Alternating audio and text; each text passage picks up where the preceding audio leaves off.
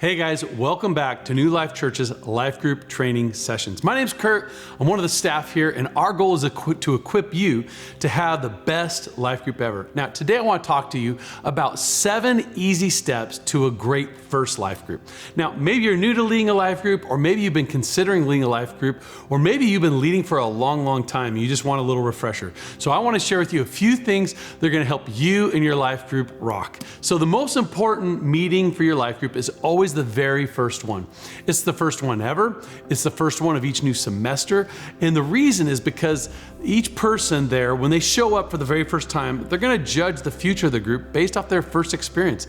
They'll draw conclusions about the purpose of the group or the other people who are there and what they'll get out of being a part of that group. If you nail this, your first life group, you will do amazing. But if your first meeting isn't great, and the group might struggle then a little bit. So here's the very first thing I want you to do. Pray before you meet. Ask God to bless this meeting, for the people to connect, and for His presence to help guide the conversations and the connections. Pray for everyone to show up. Ask God to give you listening ears and an open heart to hear His voice. Pray that people's hearts will be open and ready to grow. The next thing you're going to want to do is you're going to want to prepare the environment. You'll want to set up wherever you're meeting to be conducive for a conversation. Make sure that everyone has a seat or a plan if you run out of seats. I would also encourage you, set the thermostat a little cooler than normal so that everyone's comfortable. Rooms always tend to heat up when more people get in them. Make sure the lighting is bright enough so that everyone can read their Bibles or take notes. Another thing I would encourage you to do is remove any pets from the area, because that could be a distraction or it could set off somebody's allergies. You may want to Febreze things if the pet smell lingers. Oh, and one of the other things you're going to need to set the atmosphere is snacks. Have some simple finger food or some cookies, a dessert, maybe coffee and water. But seriously, guys, don't overthink this.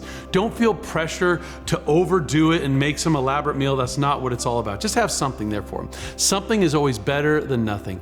Now, during the second week, you could start a sign up for snacks so that you don't need to cover that every week, so that everybody is bringing something at least once a week. So the next thing you're going to want to do is you're going to want to meet people at the door. Greet them personally. Help them feel welcome. Invite them in. If you want, I want to encourage you maybe to use name tags for the first couple of times that you meet. It's going to help people to know each other's names, and they'll feel more comfortable calling on people. You'll feel more comfortable calling on people, especially during the discussion time. This will help relieve some of the pressure that people feel in a new environment. The next thing you're going to want to do is you're going to want to start on time. It's important to start your first meeting on time so that people know that you value their time. I've been in groups before where people just kind of floated in whenever, and then 30 minutes later, we actually started the group. And then those same people had to leave early because of childcare. And it became an every week thing, and it was just awkward. It was disruptive to what we were doing in our discussion times. If you wait for everyone to show up before you start, you may actually never start your life group. So start on time, and then what I'd encourage you to do is start with an icebreaker. Invite everyone to introduce themselves, and then use a fun icebreaker to help everyone laugh and relax. It could be a great question that everyone has an answer to, like, if you could be any character in a movie, who would it be and why? Or maybe you would say, what's your favorite movie reference? Actually, guys, we actually have a video all about icebreakers where we talk about 10 icebreakers, and we give you an additional 106 icebreakers that you can use in your life group. And also, guys, you'll see some funny photos from my past in there, some photos I'm not proud about. Anyways, check it out. The next thing that you guys are going to want to do is you're going to want to end your life group a little bit early. A good idea would be typically 5 minutes early. And thank everyone for being there. Remind everyone when you're going to actually meet next and where you're going to meet. By ending on time, it communicates that we value people's time. Also, if you don't start on time, it's going to be incredibly difficult for you to end the meeting early.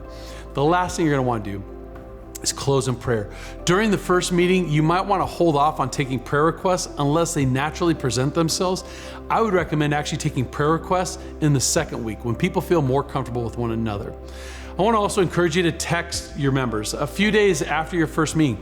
thank them for coming to your group. Let them know when you're meeting again, and if there's anything that they need to bring for next time. It's a great time to remind people, if you've assigned people to bring snacks, it's a great time to remind that person that they're bringing snacks. Well, guys, that's it for today. Thank you so much for watching. If you found this video helpful, I want to encourage you to check out some of our other training videos that we've done that are there to help equip you, our life group leaders. Thank you guys so much. We'll see you next time.